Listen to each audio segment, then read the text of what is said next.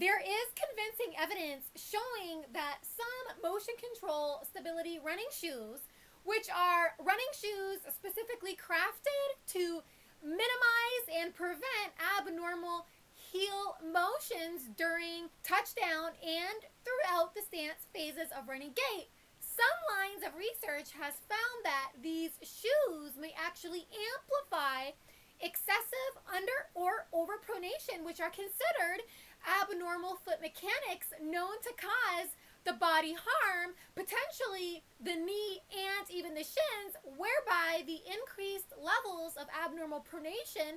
potentially spurred on by stability running shoes during running, may be related to how the shoe interacts with the joints below the ankle and in the midfoot and the forefoot. For instance, two reports in the journal Research in Sports Medicine and Sports Biomechanics, which are linked down below in the description box, found that the stiffness and rigidity of motion control stability running shoes significantly limited natural horizontal movements of the foot, which fueled higher levels of excessive pronation during running as compared to running barefoot, suggesting that running barefoot may lead to lesser levels of excessive pronation or more safe levels of pronation, because during barefoot running, certain joints in the foot ankle complex may have greater architectural mobility, which may have a lot to contribute to pronatory control during running. To better understand these findings, the stiffness of the motion control stability running shoe was found to lock certain motions of a joint below the ankle called the transverse talar, as well as the joints in the top of the midfoot and forefoot known as tarsometatarsal joints, whereby the restricted architectural mobility of these joints in stability motion control running shoes perpetuated greater twisting forces of the foot, which fueled excessive pronation during running, which may in turn expose you to even greater risks for ankle ligament injury, medial tibial stress syndrome, or inner shin splints, runner's knee, and hip injury. This particular thread of research may suggest that there could be real costs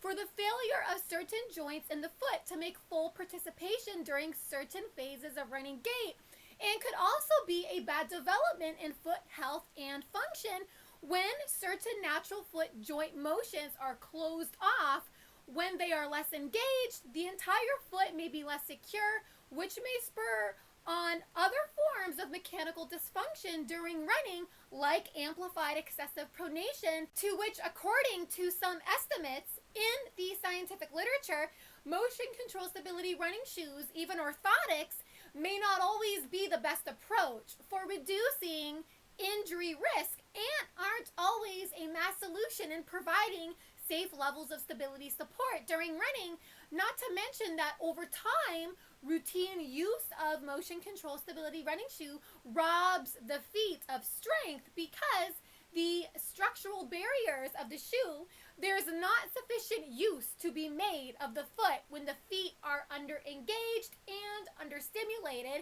And of course, that's not the type of condition of the foot you want to be sustained, because weak feet can have a whole host of negative effects on your mechanical outputs during running. So if your experience with motion control stability running shoes has been nothing but rough and tumble, and if you continue to run in these shoes, you may be doubling down on a losing hand, because in such shoes, the pronatory muscles of the foot remained unchallenged, and their capacity to control pronation fades away. This is why I always like to suggest barefoot running incrementally as your partner of first resort in renewing and rebuilding pronatory muscular strength in the foot, of which more ground can be gained of better pronatory control with more barefoot running exposure, whereby it's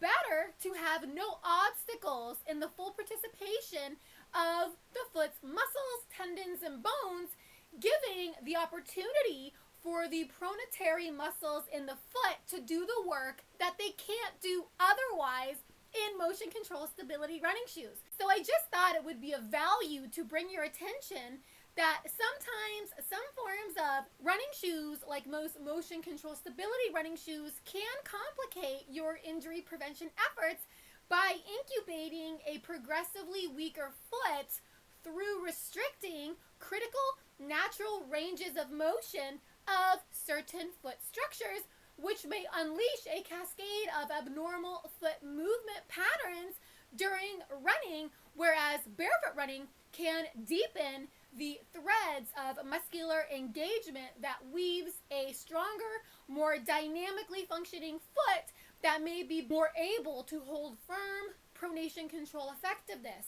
I hope you've enjoyed this video. To stay up to date on all the latest research regarding the health and performance benefits of barefoot running and minimalist running, hit the subscribe button down below. Thank you so much for listening and watching. Have fun out there on the roads and trails. Bye for now.